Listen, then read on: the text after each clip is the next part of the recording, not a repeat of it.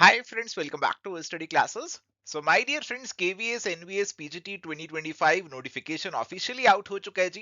And इस notification में आपके कॉमर्स सब्जेक्ट को लेकर क्या बातें लिखी गई हैं, क्या एलिजिबिलिटी क्राइटेरिया रहेगा, क्या पैटर्न रहेगा, क्या सिलेबस रहेगा, उसके ऊपर आज हम एक ब्रीफ चर्चा आपके साथ करने वाले हैं। जो भी इंपॉर्टेंट डिटेल्स है नोटिफिकेशन की, उनको मैं आपके साथ आज डिस्कस करने वाला हूँ इस छोटे से सेशन में।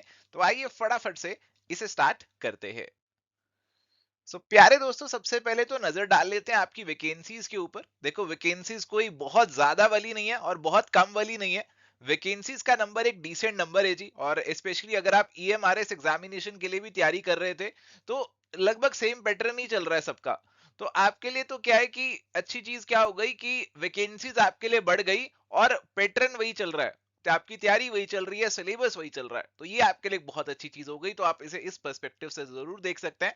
एंड केवीएस के अंदर अगर बात करें तो जनाब 96 वैकेंसीज हैं आपकी कॉमर्स की, और एनवीएस की बात करें तो 43 वैकेंसीज हैं कॉमर्स की। और इसमें आपका जो अनरिजर्व्ड जनरल कैटेगरी है उनमें भी अच्छा खासा नंबर हमें देखने को मिल रहा है। और अगर आप ओबीसी एनसीएल वाली कैटेगरी से आ रहे हैं, देखो यहाँ पे ओबीसी एनसीएल और यहाँ पे ओबीसी एनसीएल, बहुत अच्छा खासा नंबर है आपकी वैकेंसीज का।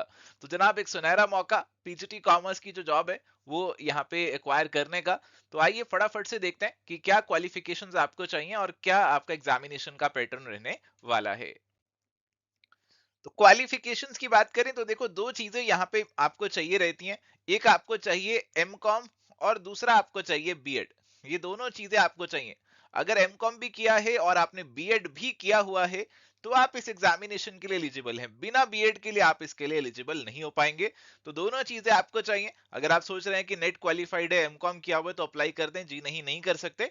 और फ्यूचर में अगर आपका मन है कि ऐसी वैकेंसीज के लिए भी आप एलिजिबल बनना चाहते हैं तो साइड बाय साइड आप बीएड कर लीजिए, क्योंकि फिर पीजीटी कॉमर्स के जो दरवाजे हैं ना, वो भी आपके लिए खुल जाएंगे और बहुत सारी वैकेंसीज आपके लिए और यहाँ पे ओपन अप हो जाएंगी। एंड अगर बात करें सिलेक्शन प्रोसेस की, देखो सिलेक्शन प्रोसेस यहाँ पे ना तीन आपके जो स्टेजेस है उसमें बांटा गया है। पहला स्टेज आपके पास है tier one, which is your qualifying examination. देखो, क्वालिफाइंग जो एग्जामिनेशन है इसका जो पैटर्न है वो आपको यहाँ पे देखने को मिल रहा है। इसके अंदर आपका रीजनिंग है, मैथ्स है, कंप्यूटर, जीके, लैंग्वेज, ये सब चीजें आ रही हैं। इसके अंदर आपका कॉमर्स का ही नहीं है। देखो, जो आपका टीयर वन क्वालिफाइंग है उसमें आपका सब्जेक्ट नहीं है, उसमें आपका सब्जेक्ट नहीं पूछ रहे। ये कॉमन पेपर है, ये कॉमन पेपर है सभी के लिए। ये सभी अटेम्प्ट करेंगे और कॉमन सिलेबस है, कोई सब्जेक्ट इसके अंदर नहीं है। अगर आप इसे क्वालिफाई कर लेंगे तो ही आप सेकेंड टीयर पे जाएंगे, which is subject knowledge test. देखो, आपके सिलेक्शन के जो मार्क्स हैं वो टीयर वन के बेसिस पे नहीं निकलेंगे, बट टीयर वन क्वालिफाई करना जरूरी है ताकि आप टीयर टू दे सकें। और टीयर टू के मार्क्स के बेसिस पे आपका जो फाइनल सिलेक्शन है वो यहाँ पे बनेगा। टीयर टू और आगे इंटरव्यू होगा, उसके बेसिस पे आपका फाइनल सिलेक्शन होगा। और इसमें मेन वेटेज आपका सब्जेक्ट नॉलेज टेस्ट का रहेगा फाइनल सिलेक्शन में। बट जनाब, टीयर टू तक पहुंचना आसान नहीं होगा। टीयर वन से होकर गुजरना है। और टीयर वन में देखिए कैसी कैसी चीजें हैं। ये वो सब जनरल चीजें हैं जिन पे यूजुअली हम इतना गौर नहीं करते हैं, इतना ज्यादा फोकस नहीं करते हैं। तो ये सब चीजें जो है वो आपको भी करनी पड़ेंगी। इन सब चीजों पे आपको भरपूर फोकस करना पड़ेगा। टीयर वन जो है क्वालिफाई करना है, तभी आपकी कॉमर्स की नॉलेज काम आएगी। टीयर वन क्वालिफाई नहीं हुआ तो कॉमर्स की नॉलेज धरी की धरी रह जाएगी। तो जनाब, ये आपका कुछ सिलेक्शन प्रोसेस यहाँ पे रहने वाला है। और सिलेक्शन प्रोसेस में एक और चीज पे आपकी नजर डलवाना चाहूंगा कि देखो जी, यहाँ पे जो आपका सब्जेक्ट नॉलेज टेस्ट है उसमें आपके 60 क्वेश्चंस ऑब्जेक्टिव हैं और 10 क्वेश्चंस आपके डिस्क्रिप्टिव। यानी कि सब्जेक्टिव यहाँ पे भी आ चुका है। सब्जेक्टिव की एंट्री हर जगह हो चुकी है। ईएमआरएस में भी सब्जेक्टिव की एंट्री थी और यहाँ पे भी सिमिलर पैटर्न ही फॉलो हो रहे हैं। यहाँ पे भी आपके 10 डिस्क्रिप्टिव क्वेश्चन होंगे जिसके 40 मार्क्स यहाँ पे होंगे, यानी कि एक क्वेश्चन 4 मार्क्स का होगा जिसका एक लॉन्ग आंसर आपको बेसिकली लिखना होगा। तो जनाब, आप कॉमर्स के लिए ऑब्जेक्टिव के साथ साथ जो डिस्क्रिप्टिव वाली तैयारी है वो भी आपको करनी पड़ेगी, क्योंकि इसका भी अच्छा खासा वेटेज है आपके फाइनल सिलेक्शन में। ऑब्जेक्टिव का 60 है तो डिस्क्रिप्टिव का 40 है। तो जनाब, ये आपका जो कॉमर्स वाला पार्ट है उसमें दोनों ओरिएंटेशन अब आपकी होनी पड़ेगी। अभी ऑब्जेक्टिव वाला भी, आपका एमसीक्यू वाला पार्ट भी और आंसर राइटिंग वाला पार्ट भी, ये दोनों चीजें आपको कहीं ना कहीं लेकर चलनी पड़ेंगी। एंड अगर बात करें हमारे कॉमर्स की सिलेबस की, तो सिलेबस वैसे तो बहुत बड़ा है। मैंने एक समराइज करके यहाँ पे डाल दिया आप लोगों के लिए। सिलेबस में दो सेक्शंस हैं। एक सेक्शन आपका अकाउंटेंसी का है जी। इसमें आपकी क्लास 11 12 वाली जो अकाउंटेंसी है वो सारी आने वाली है। कुछ एक्स्ट्रा टॉपिक्स भी हैं जो आपको यहाँ पे पढ़ने होंगे। इंड एएस जैसे पढ़ना है, जीएसटी के बेसिक्स के बारे में भी आपको पढ़ना है जी।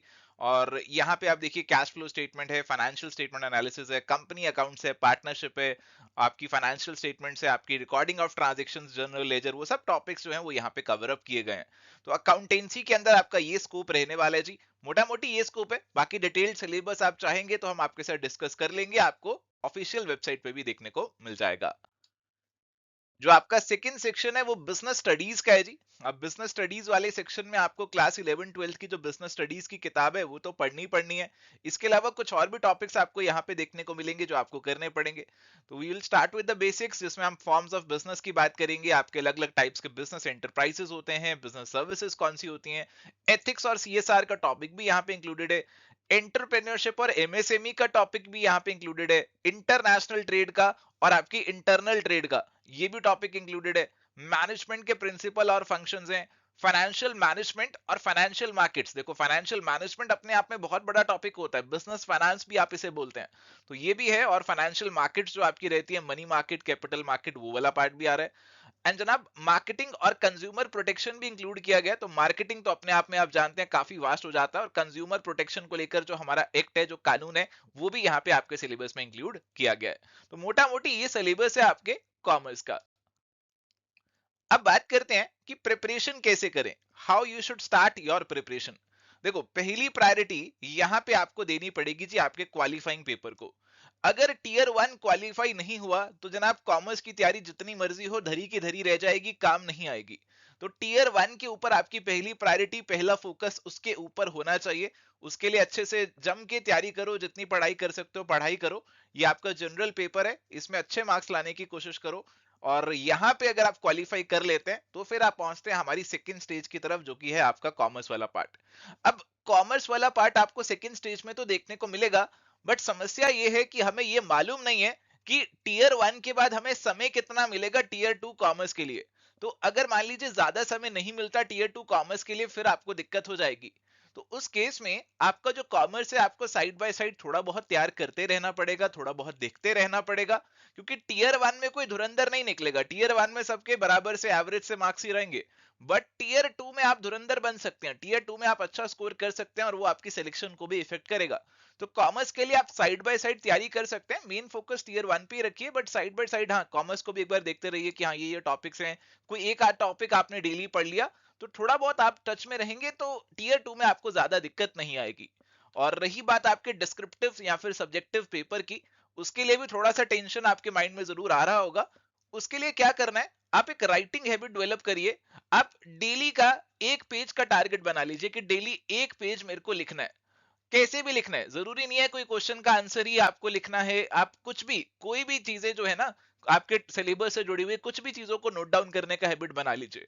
बेसिकली आप पेन पकड़ने का, पेन से लिखने का, एक पेज पूरा लिखने का, सिस्टमेटिक तरीके से साफ सुथरे ढंग से लिखने का एक हैबिट डेवलप कर लीजिए। आप डेली एक क्वेश्चन और उसका आंसर भी लिखने की हैबिट बना सकते हैं।